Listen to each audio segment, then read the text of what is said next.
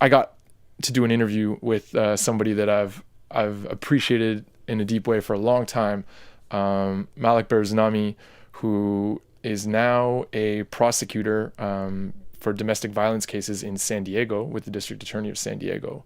She wanted to make clear, though, that she's not representing that office in these interviews. She's representing herself. And I met her when she was pursuing a career in journalism. She used her brilliant mind and took her brilliant mind to law school, where she was the old kid in school, as she said, and kicked ass there. And now she's at the DA. And so, I got to interview her about Ruth Bader Ginsburg, and particularly in this clip, about, kind of like the adversity that Ruth Bader Ginsburg went through. This is another theme that we're seeing in all these people. These people that end up doing great things are usually people who face a lot of adversity early on in life and learn lessons through that and build their character through that. And that kind of like tempers the steel that then they show later on.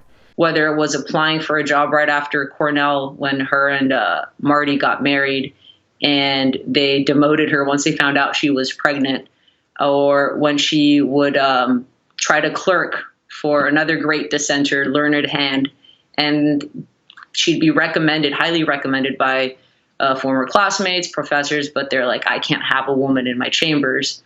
It was after she graduated, she actually went to Sweden for a comparative law project where she's comparing the legal structures there and here, that I think you kind of see a shift, and she kind of notices what an egalitarian society can look like. It's not until we know better that we do better. And she saw societies could be better. Members of society could be treated equally. And when she started picking those cases for the ACLU, absolutely, I think she did have an agenda on mind, which was equality. This is another theme, that we're seeing with Rosa Parks, for example. Rosa Parks talked about.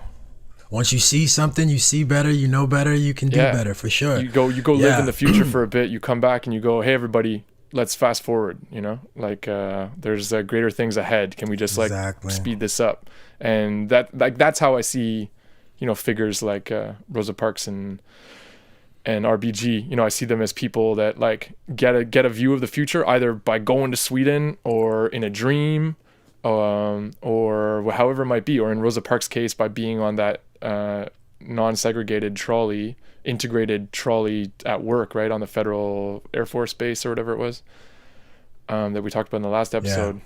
Yeah, exactly.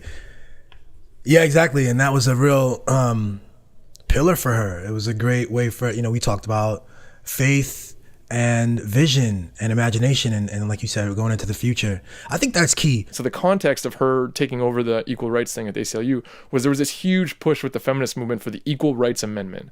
So at this point, the amendments to the Constitution, the 13th, 14th, and 15th, which had been brought after the Civil War for the liberation of Black people from slavery, were not being interpreted as applying to women.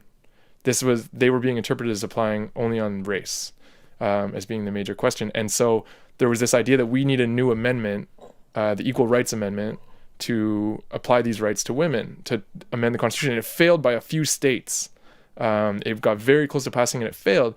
And Ruth Bader Ginsburg comes in and just sort of quietly goes, okay, well, there's another path to this, which is just little by little, we're going to apply the 13th, 14th, and 15th Amendments to sex. And it had been shown that this all-male Supreme Court wasn't necessarily willing to do that on the basis of cases about women and about where women's rights were being trampled. And so she started taking cases where men were being discriminated against based on their sex, but that the basis of this discrimination was a stereotype about women. So it's very interesting. So she brought cases to the Supreme Court about, for example, men's paternity rights, to paternity leave. So this idea was that only women should be raising kids, and so there's no reason for men to have paternity leave. So she took the case of this nice man whose wife had died, and had a really young child, almost a newborn, I think it was, and was not being given any paternity pay. In a situation where if he had been a woman, he would have gotten maternity pay. And so she brings this case. She brings another case, a crazy case in Oklahoma, where the laws were that women over the age of 18 could buy beer, but men only over the age of 21 could buy beer. And the idea was that women are more responsible, they take care of themselves, and there was a lot of drunk driving accidents at the time. And so instead of passing a law against drunk driving or enforcing drunk driving, they decided to pass this law. They decided to set this sex discrimination thing into the law. So she fights. So you can imagine the feminist movement at this time being like, who the hell is this woman? Yeah. You know, like, why that you're the head of the equal rights, you're the head of the women's equality team at the ACLU, and you're bringing fucking cases about men's rights to buy beer in Oklahoma? Like, this is crazy. Yeah. But there's an underlying principle there, right? It's not a superficial connection to, not to call it superficial, I got to come up with a better word there. But the point isn't to advance issues relevant to women. The point is to advance an equal principle.